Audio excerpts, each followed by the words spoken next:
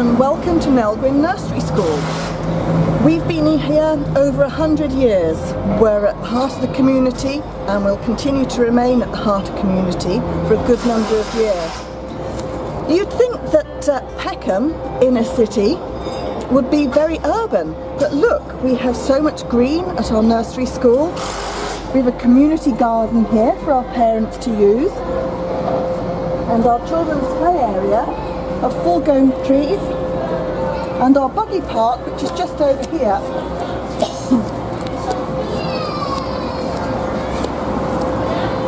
has a meadow for a roof, and as spring turns into summer, you'll see this roof full of wildflowers as they start to react to this beautiful sunshine.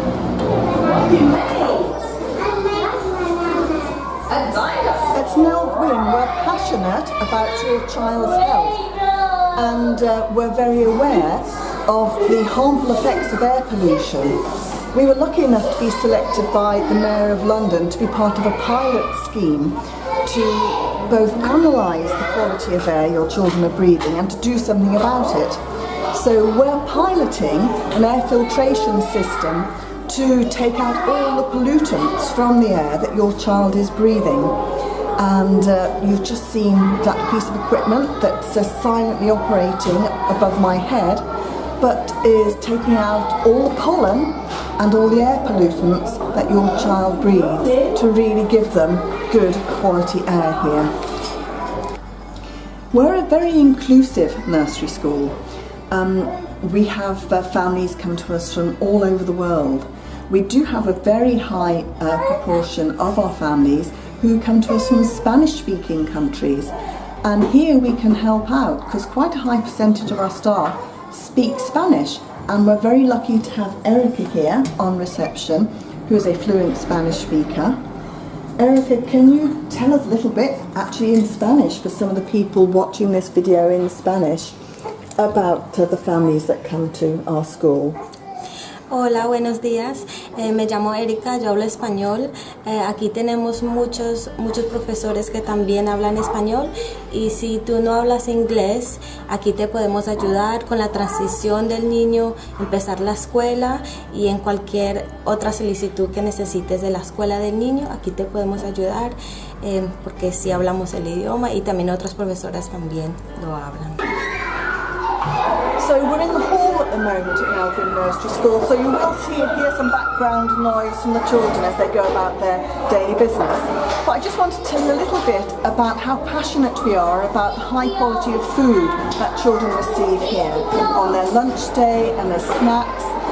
We're part of a pilot scheme now for providing healthy school lunches for nursery children. Previously it was just open to primary school children, but now it's also open to nursery school, and we're piloting that scheme and providing children with really good, nutritious lunch. So if I can draw your attention to this, we have highest food rating up here, highest food hygiene rating of 5. And a little bit further down you can see some of our menus. So if people's got any dietary allergy concerns, just let us know, we can manage that. We've got Spanish potato and onion omelette tortilla one day, followed by Italian vegetable bolognese the next, jacket potato, macaroni cheese, and tuna sardine and red pepper pasta this week. And for desserts we've got fresh fruit platter and natural yoghurt for children. So we're very keen on that your child does not get too much sugar while they're here. We'd also encourage you not to give your child too much sugar. Think about how much sugar's in those drinks. Actually, I can show you something about how much sugar's in those drinks. Come along with me. So back in the hall, I mentioned to you about how we're trying not to give children too much sugar, and we'd like you to be aware of that as well. So we have this really quite interesting display here, which tells us exactly how much sugar is in some of your child's products that they might be eating, and I think you'd be as surprised as we were. Take Coca-Cola, for instance. There's this much sugar in a can of Coca-Cola. What about, Frutella? Even more sugar than Coca-Cola. So this display helps point out to parents just how much sugar is in some of the foods that they might be giving to their children, and perhaps might make you think twice before you do. I've just seen one that's horrified me, because this is one of my favourites, Häagen-Dazs ice cream. Look, that's just the amount of sugar in 2 scoops of ice cream. One of our current areas of development is what we call our gender equality work.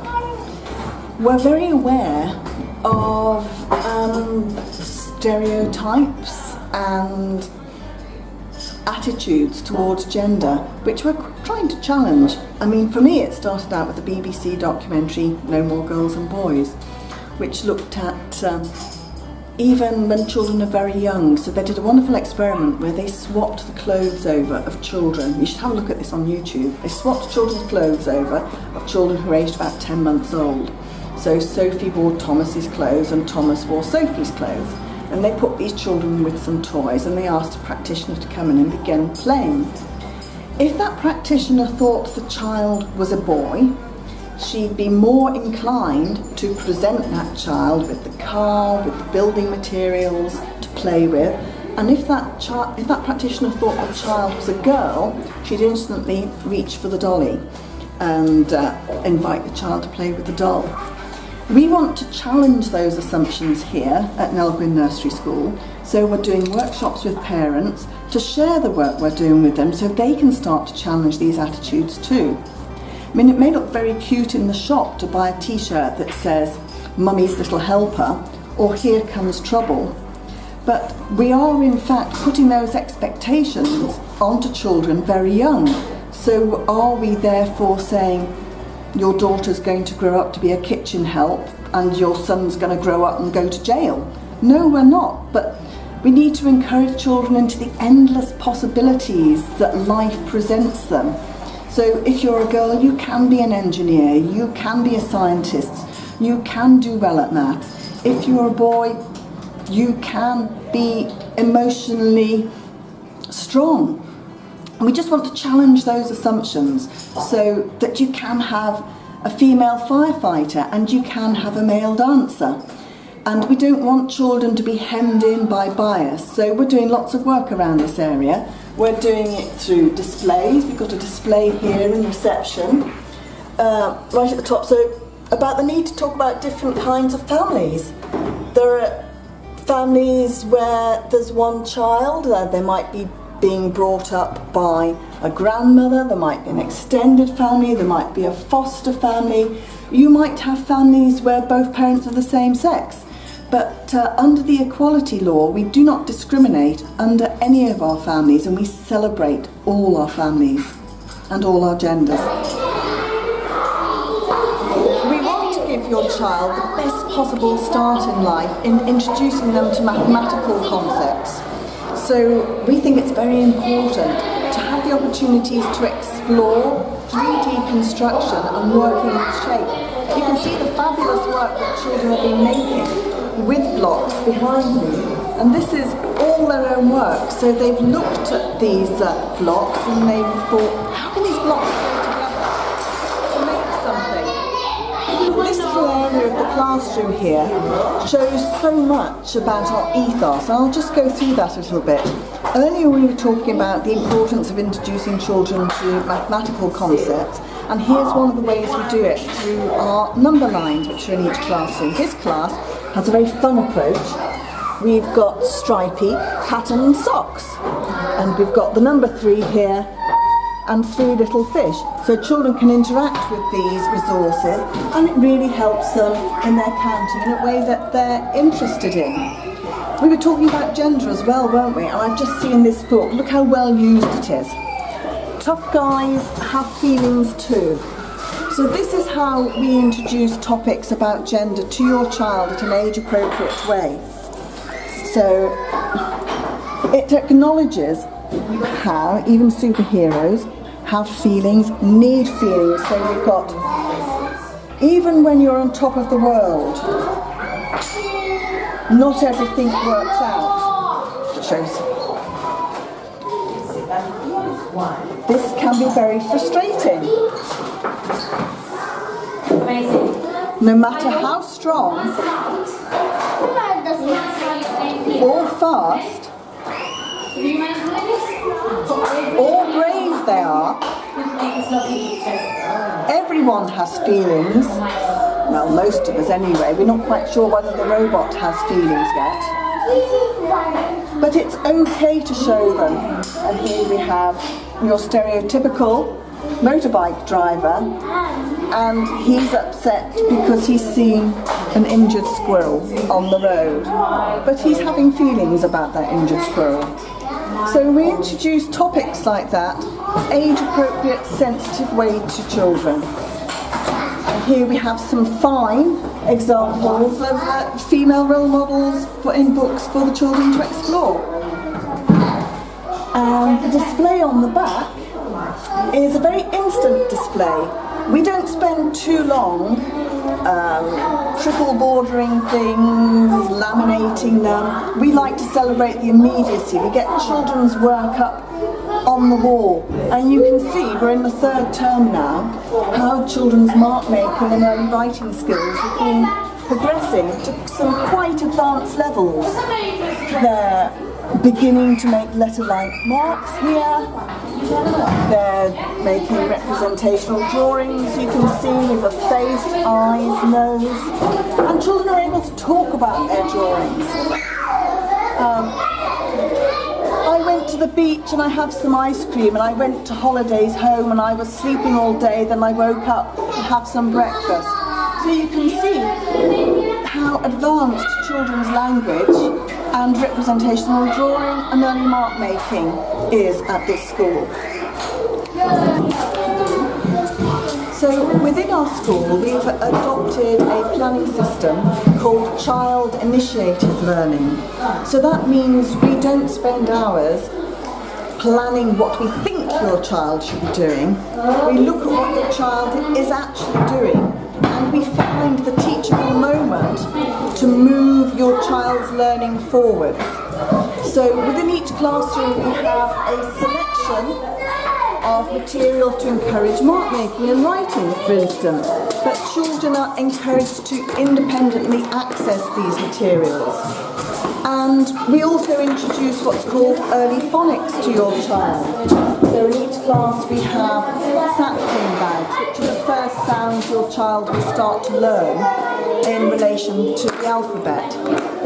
But we introduce this through the child's interest. So if a child perhaps is leaving at the end of the day and a parent comes to pick them up, we will use the first sound of their name to help the child begin to segment the sounds within their name when their parent is coming to pick them up.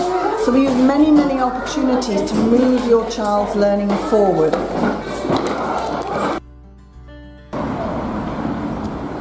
So as I said earlier, we're in the heart of Peckham here, yet we've got this lovely natural space for the children to use. I'll just show you around a little bit. We have a bike track here for children to go round on their bikes and work on their gross motor skills. Just a little bit out of interest, this rope here came from the one remaining rope factory for shipping that we have in the country down in Rochester in Kent. It's a mile-long building, and they made this rope which edges our green area here. They're very secure. You can't see in from the outside. We built this lovely new fence last year. Lots of greenery, lots of real trees, giving lots of healthy oxygen into the environment. Resources for the children to use in their role play and construction. I don't know if you approach this pond, you can see some of the insects buzzing above it in this early spring, just over here.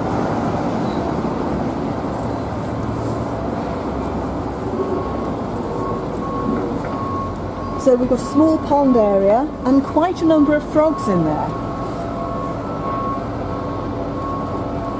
And lots of wild plants. This is a huge tree, as you can see. This is our mud kitchen area for the children to explore mud and natural materials to make their own concoctions. So you can see we pack a lot into a small space. And over here we've got a small growing area for vegetables which the children plant from seeds, grow and then take to the kitchen, and they're then part of lunch. What have we got here, I wonder? Are these potatoes? So we've got some runner beans. I think that's potato, newly planted. And I'm not quite sure what these are, but the children have put a lot of effort into planting them up.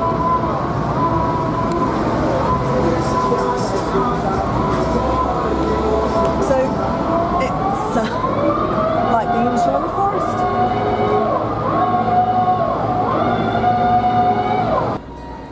So it's a beautiful late spring day, and we're in the other outside area at Nell Gwynn Nursery School. Again, there are so many opportunities on offer to enhance your child's learning while they're here.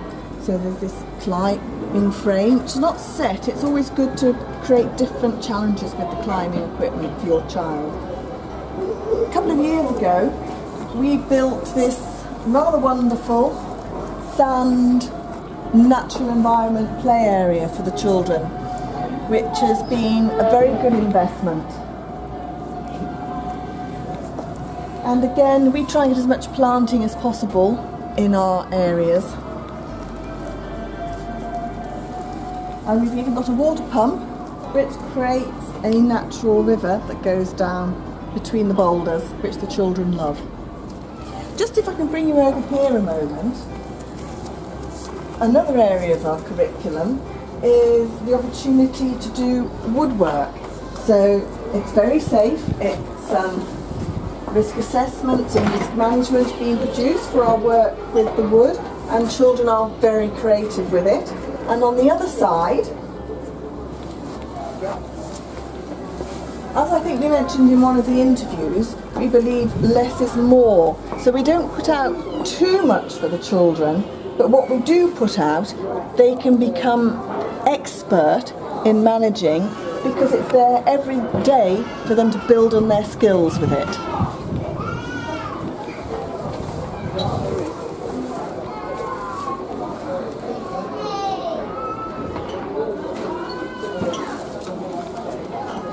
And again, we have reading opportunities outside as well as in.